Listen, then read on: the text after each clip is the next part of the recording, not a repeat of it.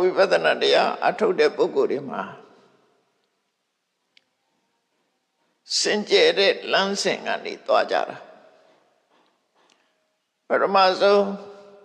ကိုကျင့်သီလစင်ကြယ်အောင်ကြိုးစားရမယ်ဒါကတော့အသိဉာဏ်မဟုတ်သေးဘူးအခြေခံအနေနဲ့သီလဝိတ္တုဆိုတာကိုကျင့်တရားကောင်းမွန်ဖို့ရှေ့ဥစွာလုပ်ကြရဘာဖြစ်လို့ကိုကျင့်တရားကောင်းဖို့လိုအပ်တယ်လဲလို့ဆိုရင်ကိုကျင့်တရားမကောင်းတဲ့ပုဂ္ဂိုလ်မှာသူ့ရဲ့စိတ်ထဲမှာအနှောင့်အယှက်တွေအများကြီးရှိသည့်အတွက်ကြောင့်အသိဉာဏ်ဖြစ်ဖို့အတွက်အဟံတာတွေဖြစ်တယ်ပေါ့အဲ့ဒီအဟံတာတွေကိုကျွတ်တင်ရှင်းဖို့လိုအပ်တယ်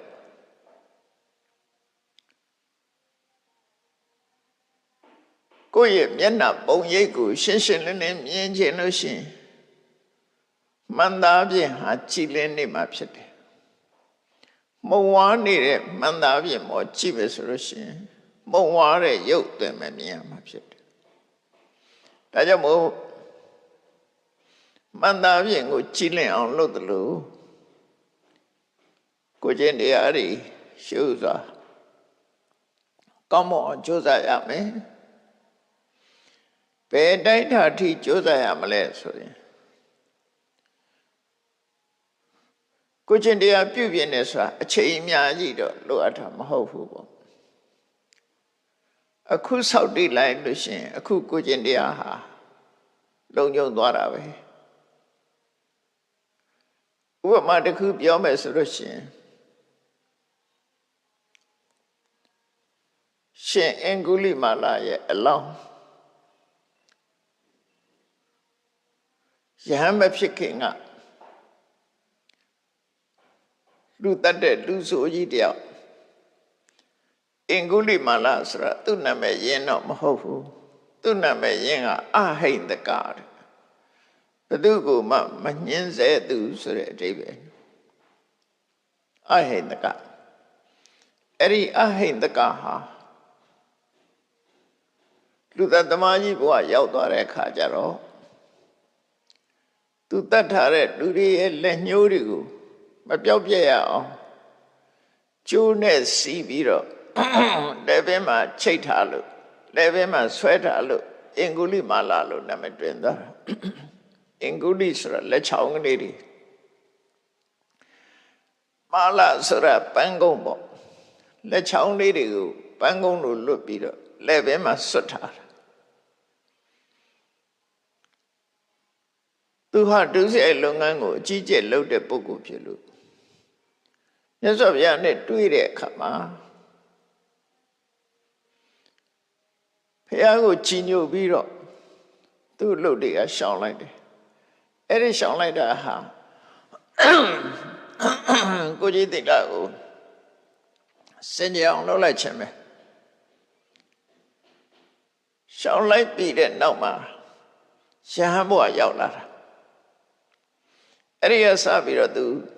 များတဲ့တတ်အလုံးဝမလုပ်တော့သို့တော့ရဟန်းမဖြစ်ခင်ရှေ့ပိုင်းမှာအကြီးအကျယ်လူတွေကိုဒုက္ခပေးတပ်ဖြတ်လာတဲ့ပုဂ္ဂိုလ်တယောက်ဆိုမြတ်စွာဘုရားပေးတဲ့ကမ္မထန်နိလန်းကိုကျိုးပန်းအထုတ်တဲ့အခါမှာတမာရိရအောင်ကြိုးစားတဲ့အခါမှာတမာတိမဖြစ်ဖဲနဲ့သူကျူးလွန်ခဲ့တဲ့ပြစ်မှုတွေလူတွေကိုတပ်ဖြတ်ခဲ့တဲ့မြင်ကွင်းတွေပုံရိပ်တွေကသူ့စိတ်ကိုလွှမ်းမိုးလာပြီးတော့စိတ်ဟာဆောက်တည်ရမရဖြစ်လာတယ်ဒါသဘာဝပဲလေမဟုတ်တာလှုပ်ထားတဲ့ပုဂ္ဂိုလ်တယောက်ကစိတ်တည်ငြိမ်အောင်ကြိုးစားလိုက်တဲ့အချိန်မှာအဲ့ဒီပုံရိပ်တွေကအရှုပ်ရှုပ်ပေါ်လာပြီးတော့အနှောက်အယှက်ဖြစ်ကုန်အဲ့ဒီလိုအနှောက်အယှက်မျိုးမဖြစ်အောင်ကိုကျင့်သီလကိုကောင်းမွန်ကြိုးစားကြရတာဖြစ်တယ်အကယ်၍ကိုကျင့်သီလကောင်းတဲ့ပုဂ္ဂိုလ်ဆိုလို့ရှိရင်မကောင်းတဲ့ပုံရိပ်တွေဟာသူ သူစိတ်အာယုန်ထဲမှာပေါ်လာမှာမဟုတ်ဘူးပေါ့အဲ့တော့ရှင်အင်္ဂုလိမာလဟာတရားထုတ်တဲ့အခါမှာသူရဲ့လူသက်သမားဘဝကပုံရိပ်တွေကလွှမ်းမိုးလာလို့တရားထိုင်လို့မရဘူးနောက်ပိုင်းကျတော့မြတ်စွာဘုရားကနီလန်းပေးတယ်ရှေ့ပိုင်းဟာတွေမိထားလိုက်အပိုင်းနှစ်ပိုင်းပိုင်းလိုက်တယ်အဲ့ဒါကိုအင်္ဂုလိမာလပရိတ်ဆိုပြီးတော့နောက်ပိုင်းတော့ပေါ်လာတယ်နော်အပိုင်းနှစ်ပိုင်းပိုင်းလိုက်တယ်ယတောဟံအရိယာယသာတိယသာတော်ဆိုအရိယဇတ်မြင့်မြတ်တဲ့ယဟန်ဘဝရောက်တဲ့အချိန်ကစပြီးတော့ဘယ်သူအသက်မှမတတ်ပါဘူးဆိုအချိန်ကန့်သက်လိုက်တာရှေ့ပိုင်းကလောက်ခဲ့တာတွေကိုမေ့ပြလိုက်ပြီးတော့ကိုယ့်ရဲ့စိတ်အားပြည့်မှုစင်ကြယ်မှုအတွက်ရဟန်းဖြစ်တဲ့အချိန်နောက်ပိုင်းကစပြီးတော့သူကိုယ်ချင်းသိတာရှိတယ်ဆိုတာကိုအားပြုလိုက်တယ်အဲ့ဒီအချိန်မှာပုံရိပ်တွေပျောက်သွားပြီးတော့တရားထုတ်လို့ရသွားတယ်အဲ့တော့သီလရဲ့တန်ဖိုးဟာအဲ့ဒါပဲအနဝိသဒုက္ခ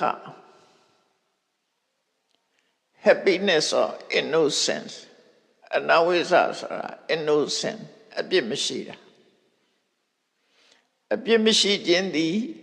ချမ်းသာဒုက္ခစိတ်ချမ်းသာမှုပေးနိုင်တယ်အဲ့တော့အပြစ်မရှိတာဟာသီလနဲ့ပြည့်စုံမှာအပြစ်မရှိတာကိုချင်းသီလပျက်စီးနေတဲ့ပုဂ္ဂိုလ်ဟာအပြစ်ရှိနေတယ်လို့ခံစားရတယ်ကာယကံဝစီကံအပြစ်ရှိတယ်ပေါ့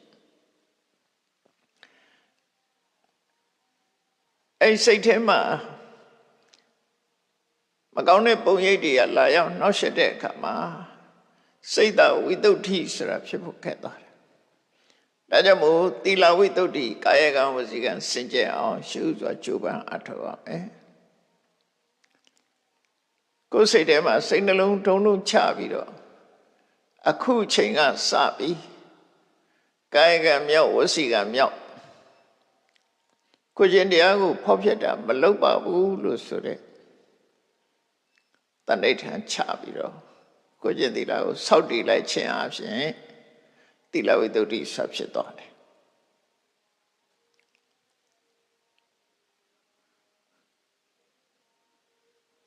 ဒါနဲ့ပတ်သက်ပြီးတော့တချို့တလေကကိုးကားပြီးတော့ပြောလို့ရှိကြတယ်တဏှတိမတ်ကြီးဟာအရဲ့မူရင်းကနေပြီးတော့ယဟနာဖြစ်သွားတယ်ဆိုအပြင်ကအပြင်မှာတော့ဟုတ်တယ်မူရင်းတောက်စားပြီးတော့သူနေတာသို့တော့တရားဓုရတဲ့အချိန်မှာမြတ်စွာဘုရားတရားတော့ကြားနာတဲ့အချိန်မှာအဲ့ဒါတွေမရှိတော့ဘူးသူ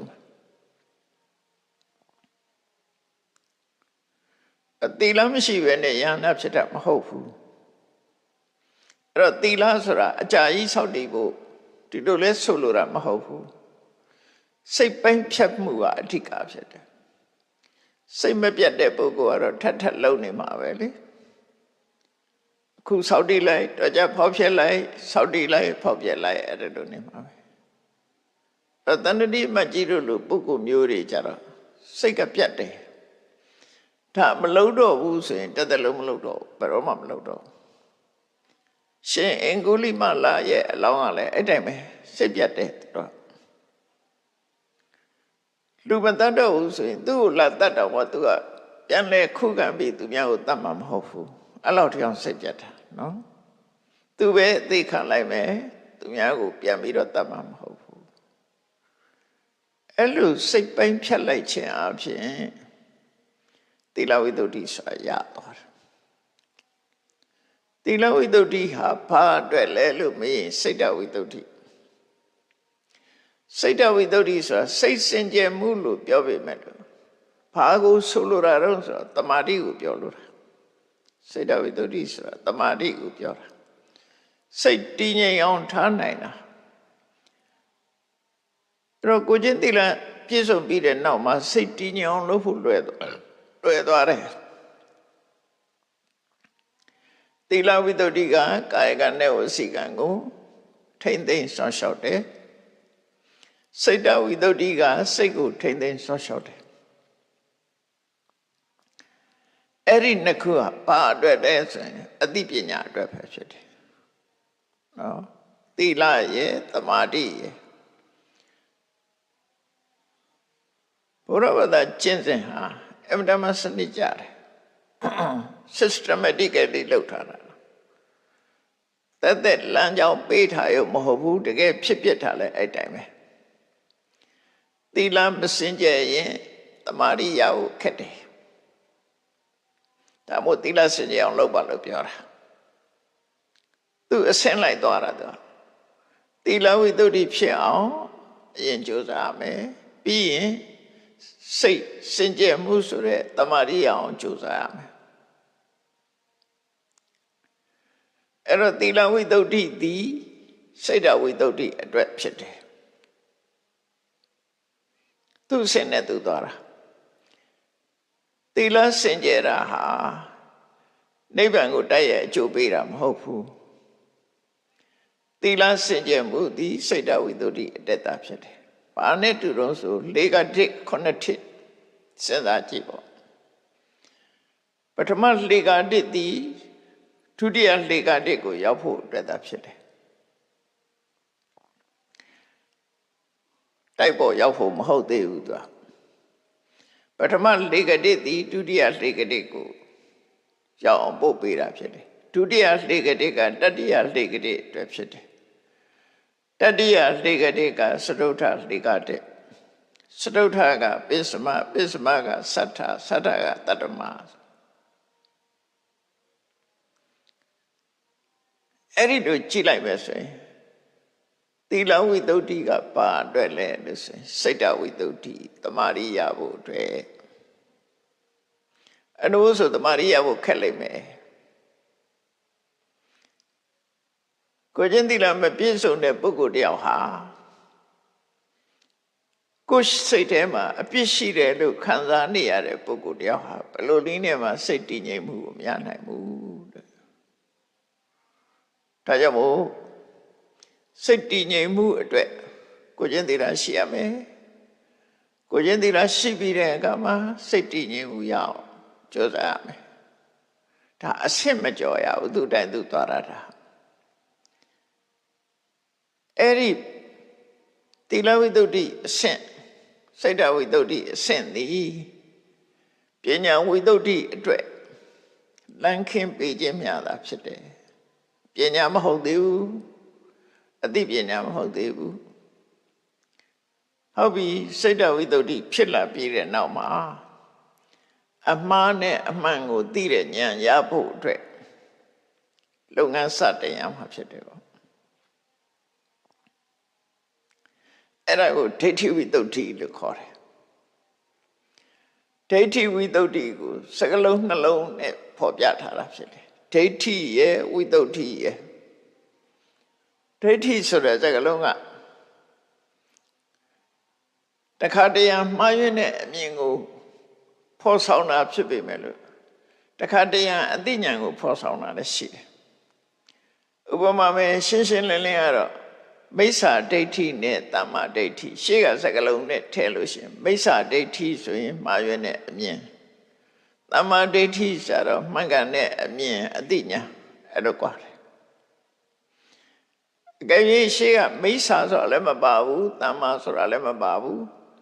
ဒိဋ္ဌိတို့တမ္မန်သုံးတဲ့အခါကျတော့မှားယွင်းတဲ့အမြင်လားမှန်ကန်တဲ့အမြင်လားဆိုတာသိဖို့ခက်သွားတယ်အဲ့တော့ကျတော့အကြောင်းအရာနဲ့ဆက်ဆက်ပြီးတော့ယူရတယ် what context စကားလုံးနဲ့ဆက်ဆက်လာတဲ့စကားလုံးတွေနဲ့ပတ်သက်ပြီးတော့ဒါဟာမှားယွင်းတဲ့အမြင်ကိုပြောတာလားမှန်ကန်တဲ့အမြင်ကိုပြောတာလားဆိုတာနှစ်ခုခွဲခြားပြီးတော့ယူဖို့လိုတယ်ပေါ့မေတ္တာသုတ်ထဲမှာပါတဲ့နောက်ဆုံးကတာလေးတစ်ပုဒ်ကိုကြည့်အလုံးမေတ္တာသုတ်ရကြတယ်ဒိဋ္ဌိဉ္စအတုပကမ္မသ တိလဝါတတနေနတမ္ပန္နောအဲ့မှာဒိဋ္ဌိဒိဋ္ဌိဉ္စအနုဘကမအဲ့ဒီမှာပြထားတဲ့ဒိဋ္ဌိဆိုတာမှားသောအမြင်လို့အဓိပ္ပာယ်ရတယ်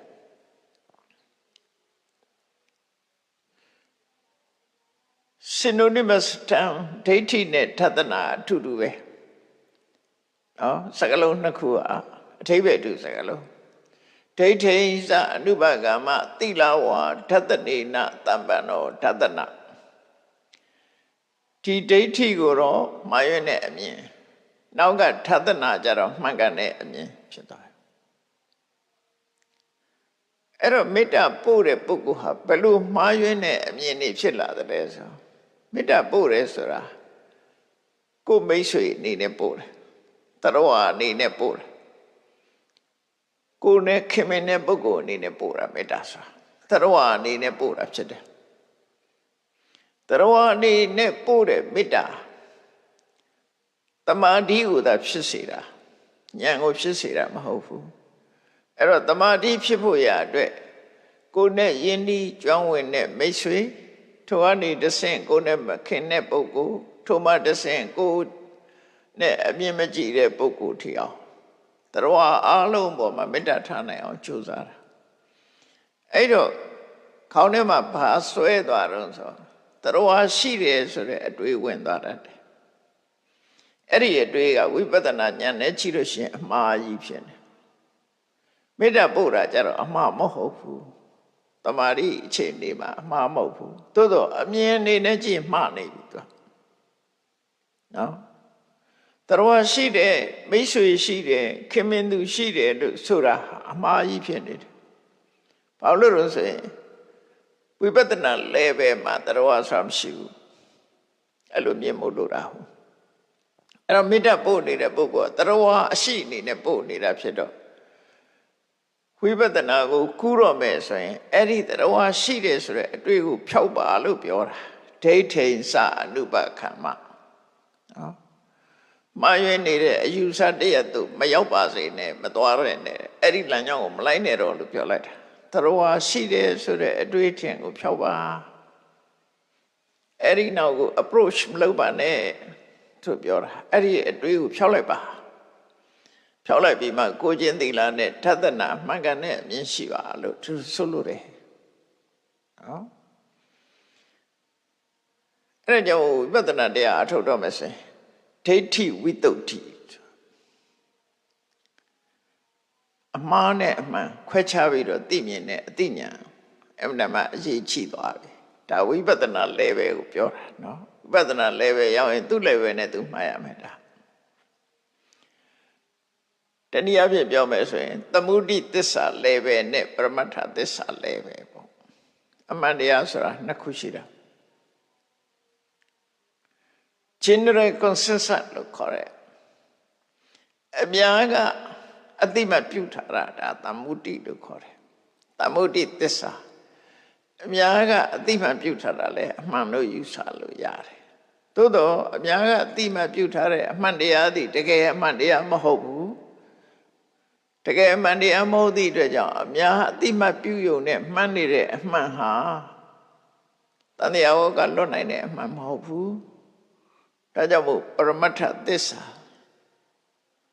ultimate truth absolute truth ကိုရောက်အောင်သွားရမယ်တော့ general consensus အများအတိမပြုတယ်အများသဘောတူထားတဲ့အမှန်နဲ့မရဘူး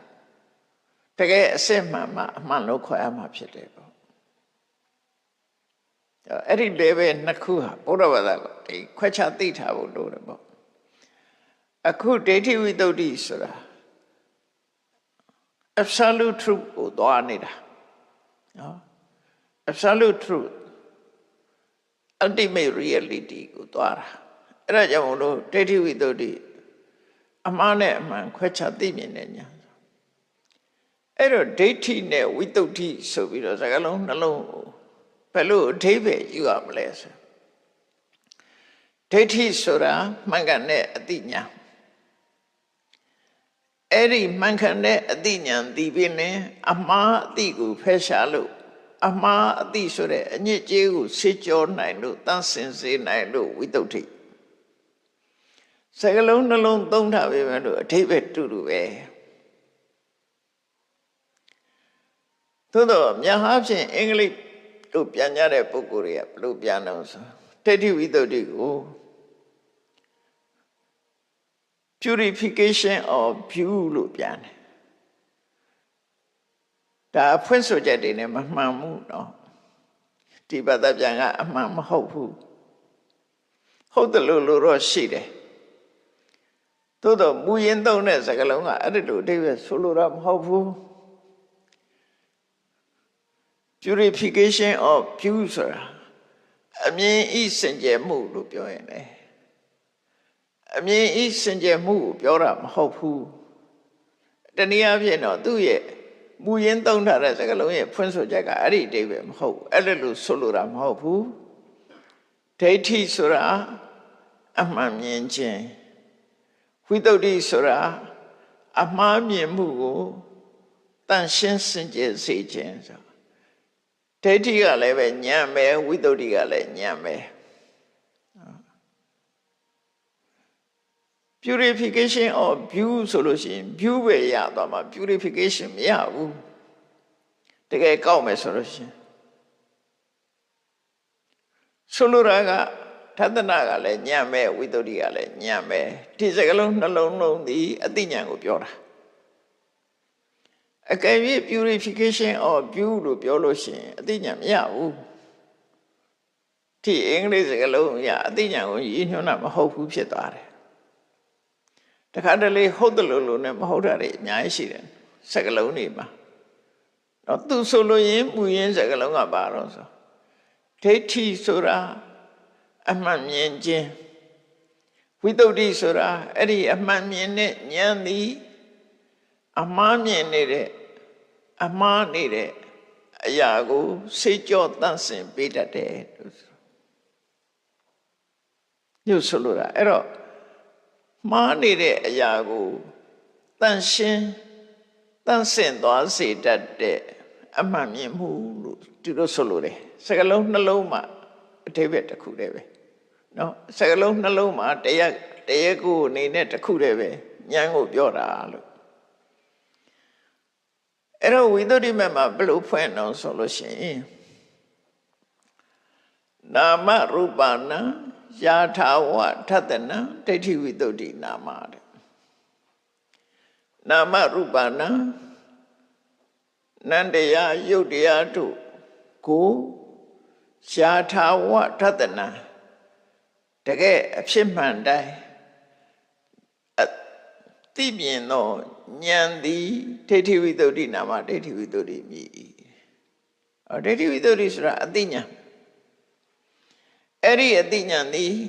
အလုံးနှစ်ခုကိုလှုပ်တယ်ဒီလိုဆိုလို့တယ်အလုံးနှစ်ခုကိုလှုပ်တယ်အလုံးနှစ်ခုကပါလဲဒိဋ္ဌိမြင်ခြင်းဆိုတဲ့အလုပ်ဝိသုဒ္ဓိစင်ကြယ်စေခြင်းဆိုတဲ့အလုပ်ဒီနှစ်ခုကိုလှုပ်တယ်လို့ပြောတာ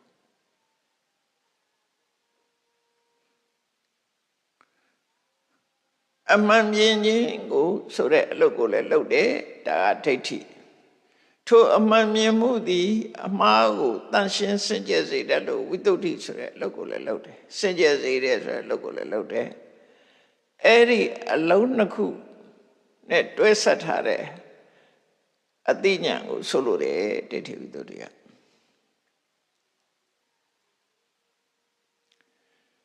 စောစောပိုင်းကပြောတဲ့သီလဝိသုဒ္ဓိဆိုတာလဲစင်ကြယ်တဲ့သီလကိုပဲပြောတာစိတ်တဝိသုဒ္ဓိဆိုတာစင်ကြယ်တဲ့တမာတိစိတ်တစ်ခုပဲပြောတာအခုဒိဋ္ဌိဝိသုဒ္ဓိကလည်းစကလုံးနှလုံးဆိုပေမဲ့နှစ်ခုပြောတာမဟုတ်ဘူးတစ်ခုတည်းကိုပြောတာဘာကိုပြောတာတော့ဆိုအသိဉာဏ်ကိုပြောတာ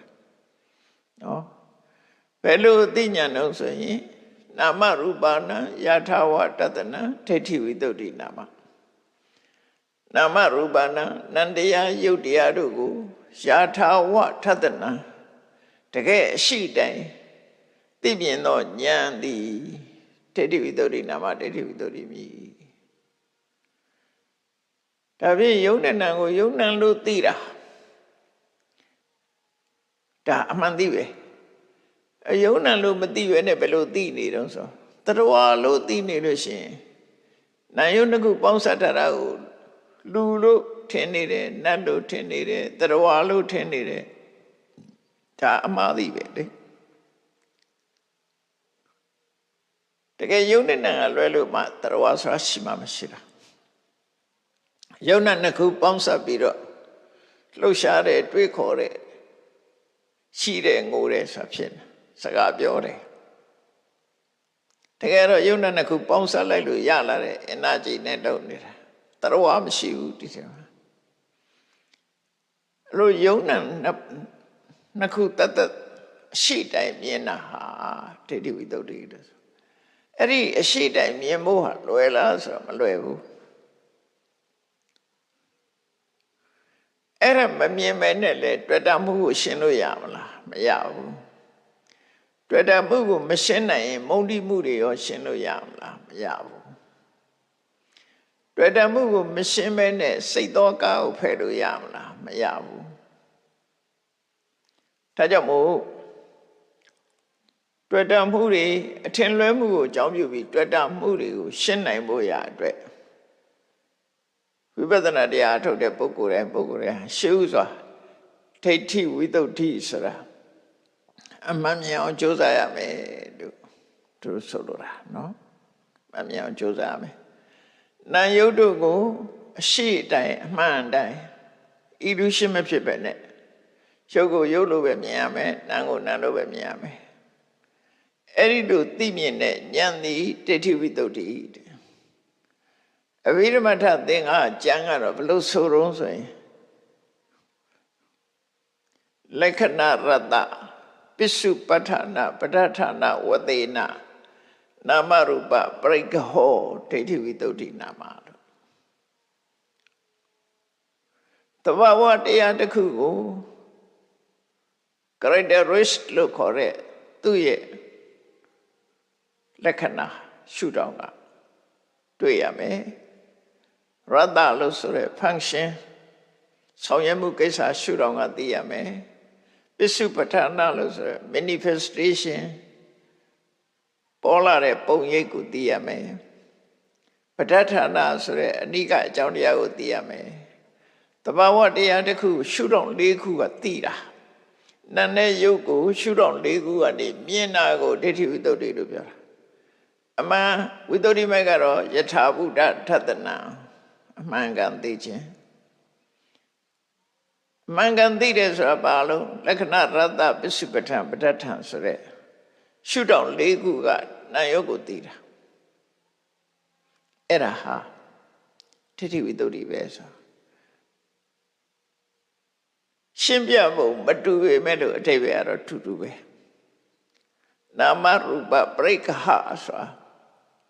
နာနဲ့ယုတ်ကိုပိုင်းခြားသိနိုင်ခြင်းသိတဲ့ဉာဏ်သည်လို့ဆိုလိုတယ်နာမရူပပရိက္ခဟနာယုတ်တို့ကိုပိုင်းခြားသိနိုင်တဲ့ဉာဏ်သည်သိတဲ့ဉာဏ်သည်ဒိဋ္ဌိဝိတ္တုနာမဒိဋ္ဌိဝိတ္တုမြည်ဝိတ္တုမဲ့ကြတော့နာမရူပနာယာထာဝထတနာနာနေယုတ်တွေကိုအမှန်တိုင်းရှုတိုင်းမြင်သောဉာဏ်သည်ဒိဋ္ဌိဝိတ္တုနာမဒိဋ္ဌိဝိတ္တုမြည်လို့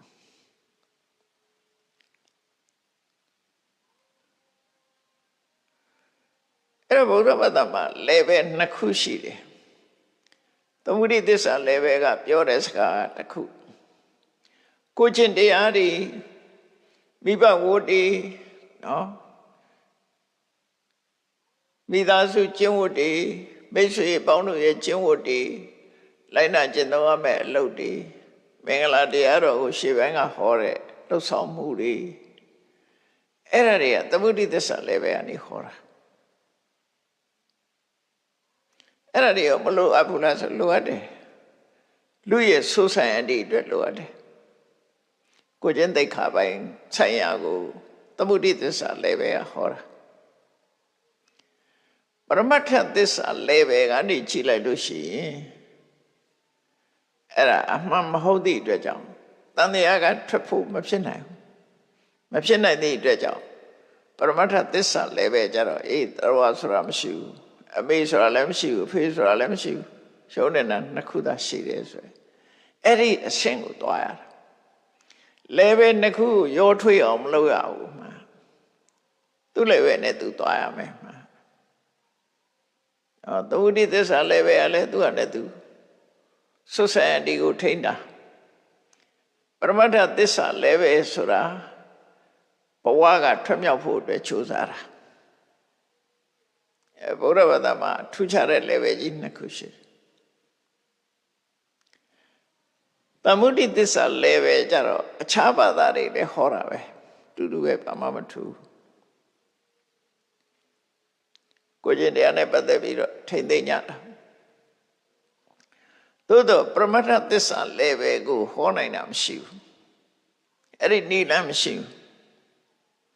ဒါကြောင့်မို့မြတ်စွာဘုရားကိုယ်တိုင်ကဝိပဿနာတရားရဲ့အစိတ်ပိုင်းလေးတောင်ဟောနိုင်တဲ့ပုဂ္ဂိုလ်သူ့ဘဝနှစ်ပေါင်း50နှစ်အတွင်းမှာမတွေ့ပါဘူးလို့ပြောတယ်ဘုရားကအသက်80နေရတာတက်တော်အပြင်80ဘာဖြစ်လို့နှစ်ပေါင်း50နှစ်လို့ပြောတာတုံးဆိုတော့တရားရှာတဲ့နှစ်နဲ့တရားသိတဲ့နှစ်တွေကိုပြောတာ29နှစ်ကလူ့ဘဝမှာနေခဲ့တာအဲ့ဒါထဲမပြောတော့တောထွက်ပြီးတရားရှာတာက6နှစ်ဖရာအဖြစ်နဲ့တရားဟောတာက45နှစ်6နှစ်နဲ့45နှစ်ပေါင်းပြီးတော့51နှစ်လို့ပြောတာအဲ့ဒီအတွင်းမှာဝိပဿနာတရားဟောနိုင်တဲ့ပုဂ္ဂိုလ်တစိတ်တသေးတာတောင်ဟောတာမရှိဘူးလို့မြတ်စွာဘုရားပြိဋိဘံသံဃာနိမှာသူဘဒပြပတ်ကြီးကိုဟောခဲ့တယ်အဲ့ဒါဘယ်အဆင့်ကိုပြောတာတော့ဆိုခုပရမတ္ထသစ္စာအဆင့်ကိုပြောတာဒါကြောင့်ပရမတ္ထသစ္စာအဆင့်ကဘယ်ကနေစမလို့ဆိုအခုဒိဋ္ဌိဝိတ္တုကစတာနော်ဒါဟာဝိပဿနာရဲ့အစပဲဝိပဿနာလမ်းရဲ့ဝိပဿနာလမ်းကြောင်းကိုတက်ဖို့ပထမဆုံးလှိကတိလို့ဖြစ်လာတယ်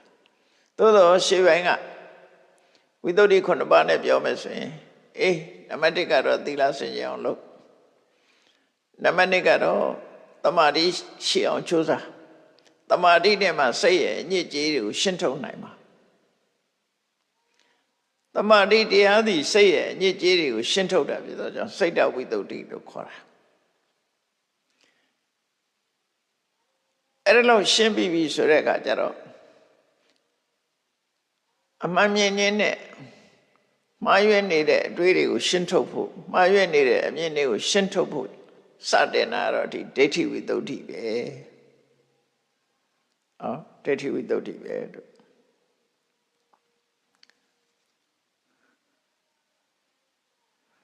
အဲ့ဒါလို့ပြင်အောင်ချွတ်စာအထောဒါကြောင့်ဒါနဲ့ပတ်သက်ပြီးတော့တေချာတဲ့တေချာအောင်ကိုစဉ်းစားဆင်ခြင်ရမှာဖြစ်တယ်နာယုံမှာတပါတခြားရှိသလားမရှိဘူးလားလို့သိကြအောင်လုပ်ချင်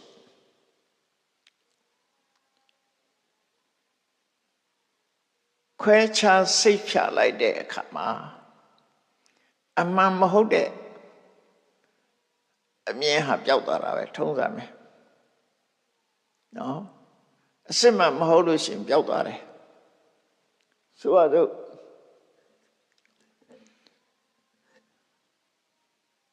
ကားဆိုတာဘယ်ဟာခေါ်ရလဲလူတွေကကားနဲ့သွားတယ်ကားနဲ့လာကြတယ်ကားစီးကြတယ်ကားဆိုတာဘယ်ဟာခေါ်ရလဲလို့ကားရဲ့အစိတ်ပိုင်းတွေတစ်ခုစီတစ်ခုစီဖြုတ်ပြီးတော့မေးမယ်ဆိုလို့ရှိရင်ကားဆိုတာပျောက်သွားတယ်ကားဆိုတာရှာတွေ့ဖို့မလွယ်တော့ဘူးဘာလို့ဆိုတွေ့မယ်ဆိုလို့ရှိရင် body တွေ့မယ်ပင်းတွေ့မယ်အင်ဂျင်တွေ့မယ်ဘက်ထရီတွေ့မယ်ကားရဲ့စက်ကရိယာတွေပဲတွေ့မယ်အဲ့ဒီပေါင်းစားထားမှလူတွေကကားလို့ခေါ်တာကိုတစားစီဖြုတ်လိုက်လို့ရှိရင်ကားဆိုတာမရှိတော့ဘူးအဲ့တော့ကားဆိုတဲ့အခေါ်ကအမှန်လားလို့ဆိုမဟုတ်ဘူးပေါင်းဆက်ထားလို့ခေါ်တဲ့အခေါ်ဖြစ်နေတယ်ထို့တူပဲ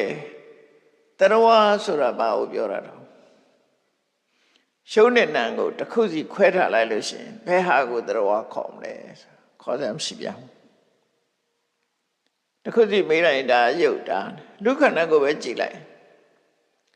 စပင်ကစပင်မဲ့မျက်စိကမျက်စိပဲနှာခေါင်းကနှာခေါင်းနားနားရှာဒါလူဆိုတာပျောက်သွားပြီတဲ့အဲ့တော့ပေါင်းဆက်ထားတဲ့အခေါ်အဝေါ်တွေမှန်သမျှဟာအမှန်တရားမဟုတ်တော့ဘူးပေါ့အရှိတရားလည်းမဟုတ်တော့ဘူးအထင်အမြင်များတာဖြစ်တယ်အဲ့ဒီအထင်အမြင်တွေအလုံးကိုပျောက်အောင်ကြိုးစားတာဒိဋ္ဌိဝိတ္တုဥပမာတစ်ခုပြောမယ်လူတွေပြောကြတယ်တစ်ခုမြင်ငါမြင်နေငါမျက်စိနဲ့မြင်နေပြောကြတယ်ငါကိုယ်တိုင်မြင်ခဲ့တာအဲ့ဒီမှာရှာကြည့်ဘာတွေတွေ့ပြီလို့ဆိုရင်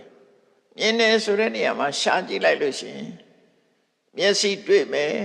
မြင်စရာအာယုန်တစ်ခုတွေ့မယ်အဲ့ဒီနှစ်ခုပေါင်းစုံခြင်းကြောင့်ဖြစ်ပေါ်လာတဲ့အသိစိတ်တွေ့မယ်အာယုန်နဲ့ဆက်သွယ်လာတဲ့ဆက်သွယ်မှုတွေ့မယ်စိတ်ခံစားချက်တွေ့မယ်ဒါပဲတွေ့မယ်ငါဆိုတာဘယ်သူကိုခေါ်မလဲအဲ့ဒီငါခုတည်းကတရားနာမည်နဲ့ပြောမယ်ဆိုရင်သက္ခုပတ္တရာရူပယုံ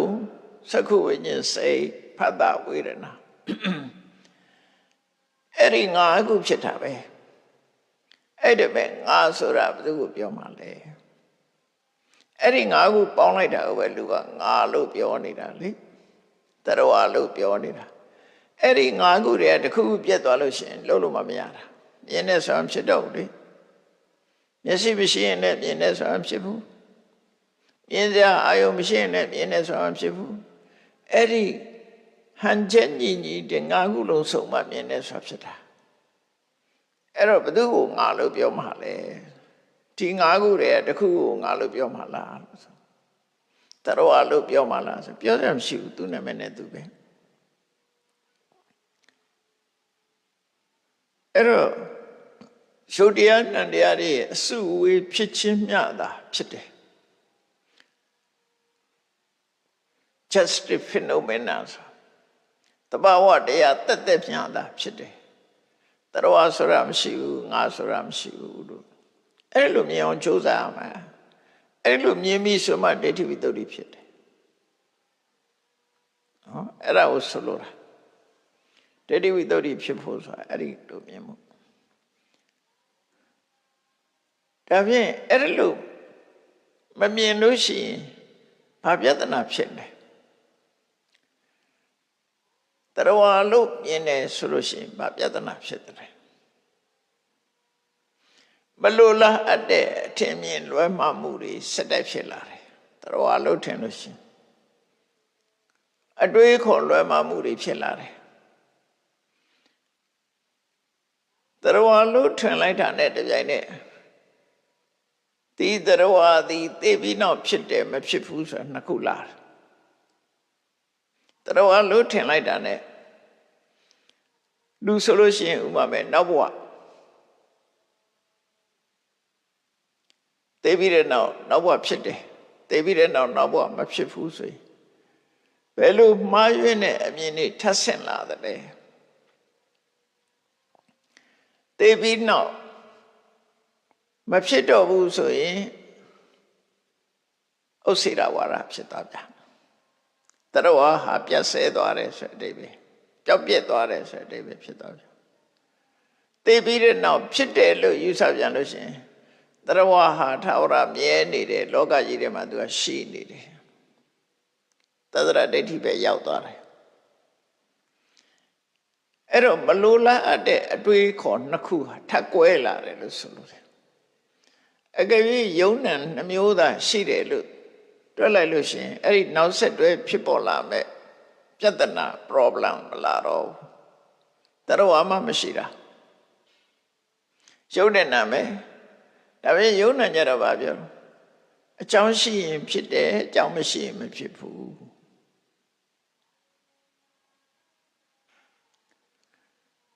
ဖြစ်စေနိုင်တဲ့အကြောင်းရှိနေသေးရင်ဖြစ်မယ်ဖြစ်စေနိုင်တဲ့အကြောင်းမရှိတော့ရင်မဖြစ်ဘူးဥစ္စေရတတ္တမလာတော့ ဒါကြောင့်အဲ့ဒီနှစ်ခုကိုရှောင်ရှားပြီးတော့မြတ်စွာဘုရားပဋိစ္စသမုပ္ပါဒ်ကိုဟောတာအကြောင်းရှိရင်ဖြစ်မယ်အကြောင်းချုပ်ရင်ချုပ်မယ်အကြောင်းနဲ့အကျိုးသာဖြစ်တယ်ဆိုတာကိုဟောတဲ့ပဋိစ္စသမုပ္ပါဒ်ဒီဥစ္စေရဝါဒနဲ့သတ္တရဝါဒကိုရှောင်ရှားခြင်းပဲဖြစ်တယ်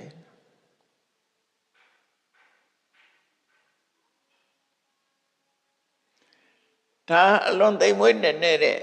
မြတ်ဗုဒ္ဓရဲ့ absolute truth လည်းပဲဖြစ်တယ်ပေါ့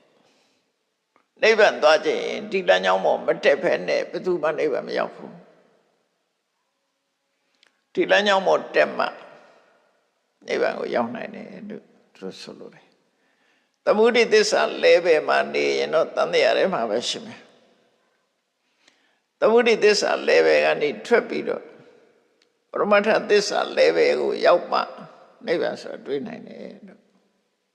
ဘုရားဘာသာမှာလည်းပဲနှစ်ခုနဲ့မသားထားဖို့လိုတယ်ပေါ့နော်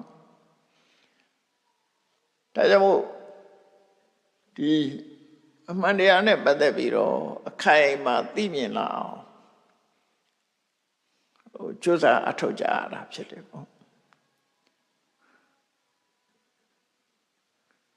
တရားမရှိဘူးဆိုတာသိကြလောက်အောင်ကိုယ်ခန္ဓာကိုယ်ရဲ့စစ်ဆေးကြည့်ရမြင်တဲ့အချိန်မှာစစ်ဆေးကြည့်ပါလိမ့်ဖြစ်တာလေ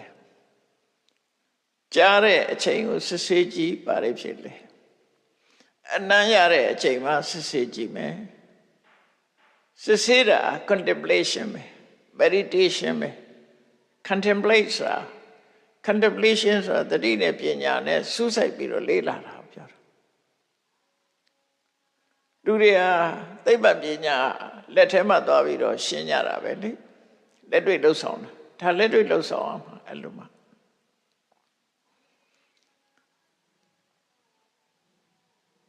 ဆက်ဆက်ကတုတ်မှာမြတ်စွာဘုရားဟောထားတယ်ဝိပဿနာရှုဖို့ရအတွက်အမြင်နဲ့ပတ်သက်တယ်အကြားနဲ့ပတ်သက်တယ်အနံ့ရမှုနဲ့ပတ်သက်တယ်အနံ့ရဲ့အရသာရဲ့အထိတွေ့ဒီသုံးခုကိုပေါင်းထားတယ်အမြင်နဲ့ပတ်သက်ရင်ဒိဋ္ဌိဒိဋ္ဌမတ္တအကြားနဲ့ပတ်သက်တာကြတော့သုတိသုတ္တမတ္တအနံ့ရဲ့အရသာရဲ့အထိတွေ့ရဲ့ကြတော့မုဒိမုဒ္ဒမတ္တပေါင်းပြီးတော့ထားတာစိတ်ကူးကြံစီလို့သိတာကြတော့ဝိညာတေဝိညာတပတ္တံဆို point ၄ခုပဲပေးထားတာမြတ်စွာဘုရားအဲ့ဒါဝိပဿနာရှုဖို့ point ၄ခုပဲပေးထားကဲအမြင်နဲ့ပတ်သက်ပြီးပြောကြည့်အောင်ခုနပြောထားတဲ့အတိုင်းပဲအမြင်နဲ့ဆိုတာဟာငါကဘာတူလဲအကြည့်ပဲမျက်စိကိုငါလို့ခေါ်မလားအဆင်းအာယုံကိုငါလို့ခေါ်မလားမျက်စိကလည်းသူ့ကြောင့်နဲ့သူဖြစ်လာတဲ့ကံကြောင့်ဖြစ်တဲ့အရာသာဖြစ်တယ်မြင်လာတဲ့အာယုံကလည်းပဲမျက်စိကိုနဲ့ပေါင်းစုံပြီးသွားလို့ဖြစ်တယ်ပေါင်းစုံလာတာဖြစ်တယ်အဲ့ဒီပေါင်းစုံခြင်းကြောင့်ဖြစ်ပေါ်လာတဲ့ယလကမြင်သိစိတ်ပဲမြင်သိစိတ်နဲ့တွဲဖက်ပြီးပါလာတာကဖတ်တာနဲ့ဝေဒနာစိတ်ခံစားချက်တွေဖြစ်လာတယ်ငါးခုပဲတွဲပါနော်မျက်စိရဲ့အဆင်းအာယုံရဲ့မြင်သိစိတ်ရဲ့ဖတ်တာရဲ့ဝေဒနာရဲ့ဒါပဲဖြစ်တာပဲလေတခြားဖြစ်တာမဟုတ်ဆက်ဆက်ကတော့ကြတော့တဏှာထည့်လိုက်တဲ့အခါ6ခုဖြစ်သွားတယ်အဲ့တော့တာမန်အားဖြင့်ကတော့5ခုပဲ5ခုဖြစ်တယ်အဲ့ဒီ5ခုကိုတရဝလို့ခေါ်မှလားငါလို့ခေါ်မှလားဆိုငါလို့ခေါ်ကြအကြောင်းမရှိဘူးမျက်စိကယုတ်တရားတသက်တာဖြစ်တယ်မျက်စိရဲ့ထင်ဟပ်လာတဲ့အဆင်းအာယုံကလည်းယုတ်တရားတသက်တာဖြစ်တယ်သူတို့နှစ်ခုစုံခြင်းကြောင့်ပေါ်လာတဲ့ဇာတိမြင်သိစိတ်သည်နန္တရားတသက်မြတ်တာဖြစ်တယ်ဖတ်တာကလည်းနန္တရားတသက်မြတ်တာဖြစ်တယ်ဝေဒနာလည်းနန္တရားတသက်မြတ်တာဖြစ်တယ်အဲ့တော့ယုတ်နဲ့နံနှစ်ခုဖြစ်ခြင်းမြတ်တာဖြစ်တယ်အဲ့ဒီပဲငါဆိုတာလည်းမရှိဘူးငါဆိုတာလည်းမရှိဘူးသူကသူအကြောင်းကြောင့်ဖြစ်ပေါ်လာပြီးပျက်စီးသွားတာပဲရှိတယ်အဲ့ဒါလို့မြင်အောင်ကြည့်ရမယ်လို့ဆိုတော့ဒါဝိပဿနာတရားအထုတ်တယ်ဆိုတာအဲ့ဒါပြောတာ တန်တရားမှနှစ်ပေါင်းကြာရှိသွားဒီအမြင်ကမရှားခဲ့တဲ့အတွက်ကြောင့်လွယ်လွယ်ကူကူနဲ့အမြင်ကိုပြောင်းဖို့ဆိုတာခက်တယ်ကြားတဲ့အခါမှာလည်းပဲငါကြားတယ်လို့ပြောကြတယ်ကဲငါကြားတယ်လို့ပြောရအောင်အဲ့ထင်မယ်ဘာတွေဖြစ်တာတုံးလို့တွေ့ကြည့်လိုက်နားရှိတယ်နားမှာအတန်ကလာပြီးတော့ရိုက်ခတ်တယ်ကြာသိစိတ်ပေါ်တယ်ဖတ်တာပေါ်တယ်ဝေဒနာပေါ်တယ်ဒါမဖြစ်မနေဒီတိုင်းသွားနေတာပဲအဲ့ဒီပဲငါဆိုတာဘယ်သူပြောမှလဲတရဝါဆိုတာဘယ်သူခေါ်မှလဲအလုံးဟာတဘာဝတရားတသက်များတာဖြစ်တယ်ဖြစ်ပြီးရင်သူကသူပြတ်သွားတာကိုလုံးနိုင်တာလည်းတခုမှမရှိဘူးအတန်ကြားလို့အသိစိတ်ပေါ်တယ်ဆိုတာကိုလုံးတာမဟုတ်ဘူးနော်အကြောင်းကြောင့်ဖြစ်လာတဲ့အကျိုးများတာဖြစ်တယ်ကိုလုံးလိုက်တာမဟုတ်ဘူးနားလည်းကိုလုံးထားတာမဟုတ်ဘူးအမေကပေးတာလည်းမဟုတ်ဘူးအဖေကပေးတာလည်းမဟုတ်ဘူးဖခင်သခင်ကပေးတာလည်းမဟုတ်ဘူးအတိတ်ကံကနေပြီးတော့ဖန်တီးပေးလိုက်လို့ဖြစ်လာတဲ့အရာအဲ့ဒီပေါ်မှာအတန်ကလာပြီးတော့ဆက်သွယ်လာတဲ့အခါမှာဇာတိစိတ်တွေပေါ်လာတယ်စီကိုလက်နဲ့တီးလိုက်တဲ့အခါမှာစီတန်ထွက်လာတယ်လို့ပဲအကိုလုံးတာတခုမှမရှိဘူးတော့အဲ့ဒီထဲမှာလည်းပဲတရားဝါဆိုတဲ့အရာတခုမှမပါဘူးယုံနဲ့နာနှစ်ခုပဲဖြစ်တယ်အဲ့ဒါကိုပြောတာနာမရူပပရိက္ခဟောရှုံးတဲ့နာမည်ရှိတယ်နာမရူပနာယာထာဝဋ္ဌတနာဒိဋ္ဌိဝိတ္တိနာမရှုံးတဲ့နာနှစ်မျိုးကိုသာလဲအမှန်သိနေတယ်ဆိုအဲ့ဒါဝိပဿနာပဲနော်ဒိဋ္ဌိဝိတ္တိပဲအမြင်စင်ကြယ်မှုပဲ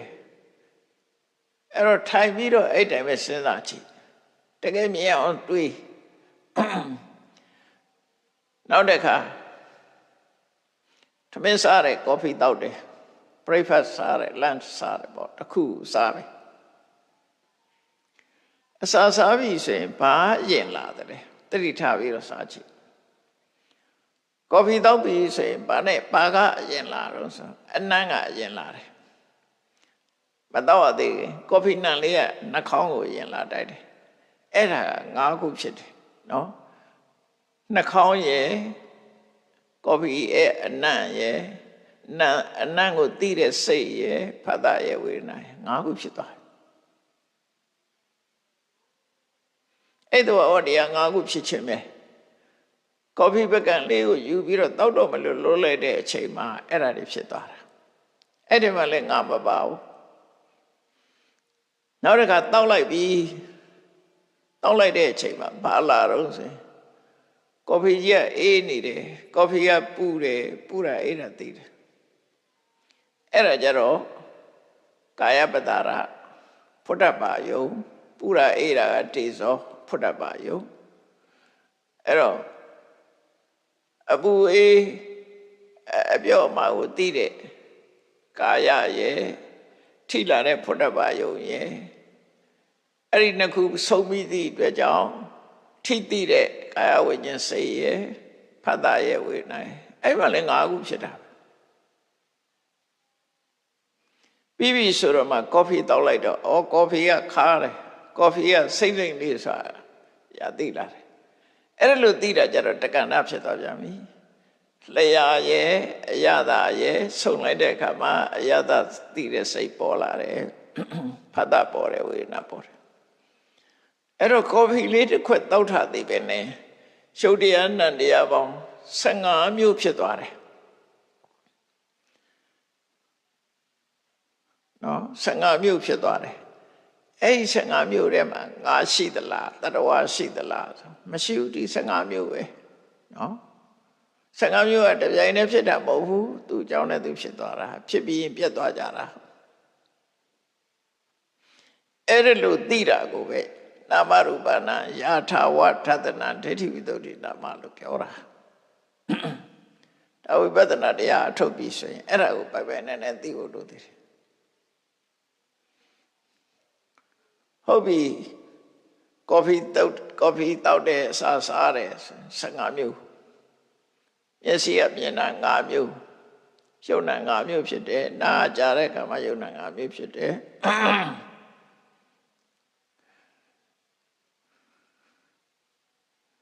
အစာစားတဲ့အခါမှာ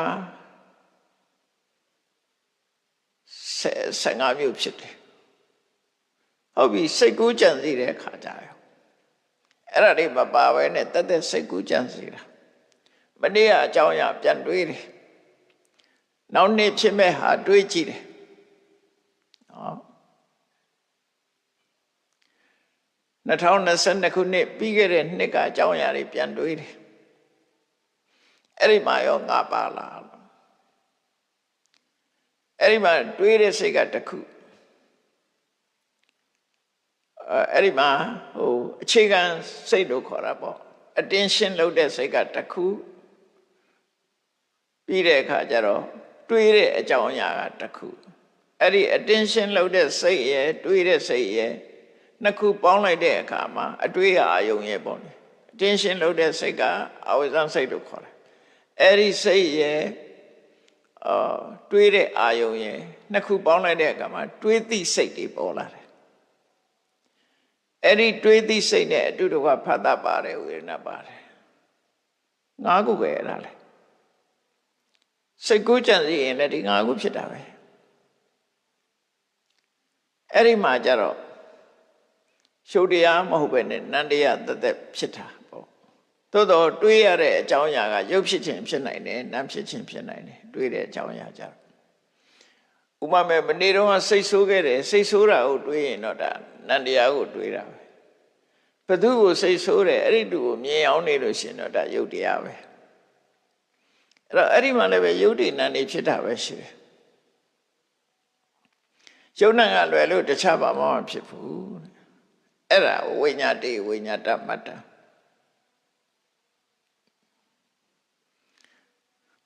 ကြည့်လိုက်မယ်ဆိုတရားပေါင်း30ပဲနော်နေ့စဉ်နေ့ဘဝမှာဘုန်းကြီးတို့တွေမျက်စိကမြင်တာနားကကြားတာနှာခေါင်းကနမ်းရှူတာလျှာကအရာသာသိတာခန္ဓာကိုယ်ကထိတွေ့တာစိတ်ကူးကြံစည်တာဆိုတဲ့အခါမှာ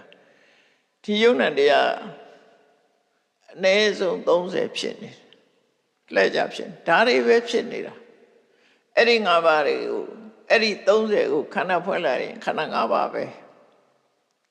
တကယ်တော့ခန္ဓာ5ပါးဖြစ်ပေါ်လာခြင်းပဲ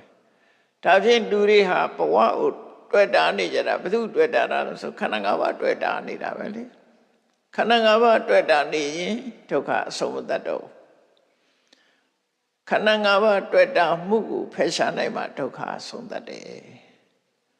ဒါ Buddhist way for liberation ပေါ့ liberation ရဖို့ရအတွက်က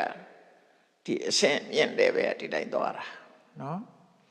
အဲ့တော့ဒိဋ္ဌိဝိတ္တုဒ္ဓိဆိုတာဟာအခုလိုရှုံးတဲ့နာနဲ့သာရှိတယ်ရှုံးတဲ့ကလွဲပြီးတော့တတဝမရှိဘူးဆိုတာကိုသေချာတဲ့သေချာအောင်စစ်ဆေးကြည့်ရှုဒီတရားတွေရဲ့အပြင်အခြားဘာတွေဖြစ်သေးတယ်လဲလို့တွေးအောင်ရှာနော်မတွေးတော့ဘူးဆိုလို့ရှိရင်မရှိတာမတွေးတော့ဘူးဆိုလို့ရှိရင်ကျန်တာတွေအထင်မြင်မြတာဖြစ်တယ်လို့သိလို့ရှိရင်ဒါတကယ်အမှန်သိပဲတရားအသိဆိုတာအဲ့ဒီထအောင်သိဖို့လိုတယ်ပေါ့ဒါဝိပဿနာဉာဏ်ဖြစ်ပြီလားလဲဆိုဝိပဿနာဉာဏ်ရဲ့ foundation ပဲရှိသေးတယ်အဲ့ဒီတရားတွေနဲ့ပတ်သက်ပြီးမမြဲဘူးဆိုတာသိဖို့လိုတယ်မမြဲသည့်အတွက်ကြောင့်ဒုက္ခရောက်တယ်ဆိုတာသိဖို့လိုတယ်ကိုလုံးနိုင်တာတခုမှမရှိဘူးဆိုတဲ့အနတ္တသဘာဝကိုသိဖို့လိုတယ်ဆိုဆင့်တက်လာဗျာအဲ့ဒီဉာဏ်နဲ့ကျတော့တဆင့်ပြီးတဆင့်တက်သွားတာနော်တဆင့်ပြီးတဆင့်တက်သွားတာဒါကြောင့်မို့လို့ဒါဒိဋ္ဌိဝိတ္တုဒ္ဓိဆိုတာအခြေခံအဲ့ဒီလိုဖြစ်နေတာဘာကြောင့်ဖြစ်တယ်လို့သိတာကြတော့ပစ္စယပရိက္ခဉာဏ်လို့ခေါ်တယ်အဲ့ဒီနှစ်ခုအကြောင်းတရားနဲ့ကယုံနံကိုသိပြီးတဲ့နောက်မှာထိုယုံနံနဲ့ပတ်သက်ပြီးတော့သုံးသပ်ကြည့်တယ်မြဲသလားမမြဲဘူးလားထာဝရလားတခဏလားသုံးသပ်ပါများလာတဲ့အခါမမြဲဘူးဆိုတာသိလာတယ်အဲ့တော့ဖြစ်မှုပြမှုတွေကိုတကယ်ကိုဖြစ်ခိုက်ပြက်ခိုက်မှသိလာလို့ရှိရင်ဥရိယပယဉာဏ်ဆိုတာဖြစ်လာတယ်ဥရိယပယဉာဏ်သိလာရင်ဖြစ်ခိုက်တောင်မှအာယုံမပြုတော့ဘဲနဲ့ပြတ်တာတွေကြီးပဲမြင်လာရင်ဖင်္ဂညာဆိုဒါအနိစ္စလမ်းဆုံးသွားတဲ့သဘောပဲဝိပဿနာဉာဏ်ဟာအမြင့်ဆုံးက ပြောရမယ်ဆိုရင်အနိစ္စညာဟာပင်ကမှာလမ်းဆုံးတယ်အဲ့ဒီနောက်ဖြစ်လာတဲ့ဘယညာတို့ဒါစိတ်အခြေအနေတွေအသိဉာဏ်တွေပြောင်းသွားဖို့ပြောတာဝိပဿနာဉာဏ်ရင့်လာပြီဆိုလို့ရှိရင်အသိအမြင်တွေအတွေးတွေပြောင်းလဲသွားတယ်ဒါလောက်ပြက်နေတာကြီးဟာကြောက်စရာကြီးပဲလို့မြင်လိုက်ဘယညာနော်အနေများလိုက်တာဆိုလို့မြင်လို့ရှိရင်အာရိတဝညာအနေများလို့ညီးခွေစရာကောင်းလိုက်တာဆိုနိဗ္ဗိဒညာဒီဘဝကြီးကလွတ်ချင်လိုက်တာဆိုမုံစီတုကမြတ်တာညာ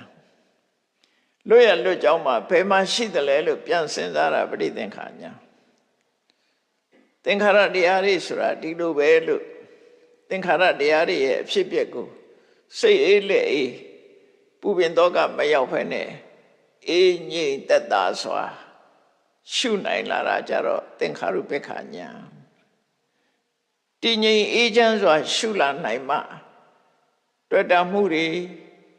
မုန်းတိမှုတွေကိုတဖြည်းဖြည်းချင်းညှင့်သက်လာလိုက်တာနောက်ဆုံးမှတွေ့တာမှုကလုံးဝလွတ်သွားတယ်မုန်းတိမှုကလုံးဝလွတ်သွားတယ်ဆိုရင်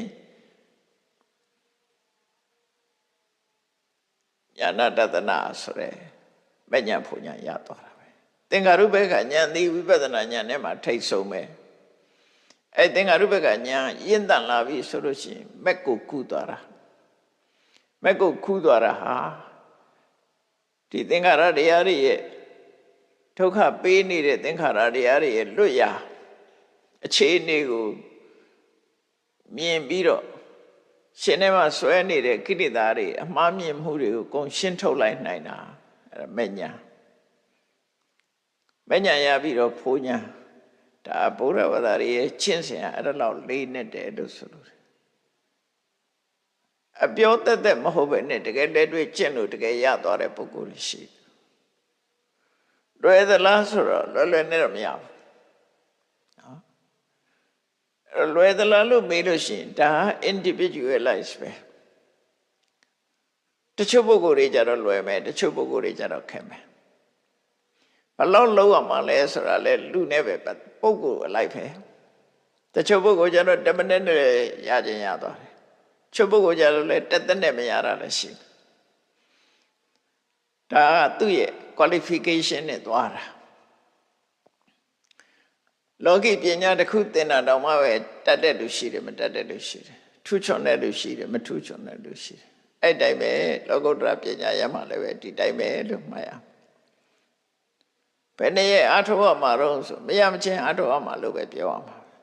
နော်ရှားကျင်တဲ့လူကြတော့10မိနစ်နဲ့လည်းရနိုင်တယ်1နာရီနဲ့လည်းရနိုင်တယ်ဒါသူ့ရဲ့ qualification ပေါ်မှာမူတည်တယ်လမ်းစဉ်ကတော့ဒါပဲဘသူလှုပ်လမ်းစဉ်ကဒါပဲထိတိုင်းသွားမှာပဲဒီအစဉ်တိုင်းသွားအဲ့တော့ဒီနေ့အဓိကအားဖြင့်ဒိဋ္ဌိဝိသုဒ္ဓိအကြောင်းကိုရှင်းလင်းဖော်ပြတာဖြစ်ပါတယ်အမှားနဲ့အမှန်ခွဲခြားသိတဲ့ဉာဏ်ဆိုတာအမှားကပါလေတရဝါလို့မြင်နေတာအမှားရှုံးတဲ့နာနှစ်ခုသာရှိတယ်ဆိုတာအမှန်နော်အဲ့တော့ကိုမြင်နေတာအမှားမြင်တာလားအမှားမြင်တာလားဆိုတာကိုတတိထားပြီးတော့အမှားမြင်တာတွေပျောက်အောင်အမှန်မြင်အောင်အမှန်မြင်ခြင်းတို့ရောက်အောင်ကျင့်ကြံကြိုးကိုပွားများအထောက်နိုင်ကြပါစေကုန်သတည်း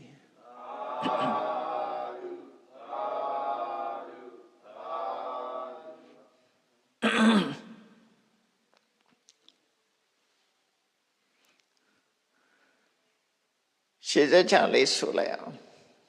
ဒီကပဲနားထောင်ရုံပဲထောင်လိုက်တော့ရှင်ဖယားဖယားရူတော်တို့သည်တန်တရားကိုဆင်ရင်မှလွတ်ကင်းရအမှန်ယနိဗ္ဗာန်ကိုရှိတန်ကြလျက်နိုင်ငံတကာနှစ်သိကူနှစ်ဥကာလအခါသမယဝေအထုဓမ္မသဘင်ရှင်ရင်ကျင်းပါပြုလုပ်ကြ၍တရားတော်မြတ်ကိုရှုသည်လေးမြတ်စွာနာယူမှတ်သားချ ကျင့်ကြံပွားများကြပါကုန်၏ဤကောင်းမှုသည်နိဗ္ဗာန်ချမ်းသာ၏အကြောင်းထောက်ပံ့ဖြစ်ပါစေတည်းဤကောင်းမှု၏အဖို့ဘာကကိုအမိအဖအဖို့ဖွာဆွေမျိုးညာတိတို့အားကုသိုလ်အမြတ်ဝေငှပါကုန်၏30ဘုံချင်းလီကုန်သောလုံးစုံများစွာတတ္တဝါတို့သည်ကုသိုလ်အမြတ်ကိုယ်စီရကြကုန်သည်ဖြစ်၍ကိုယ်စိတ်နှဖျားချမ်းသာကြသည်ဖြစ်ကြပါစေကုန်သတည်း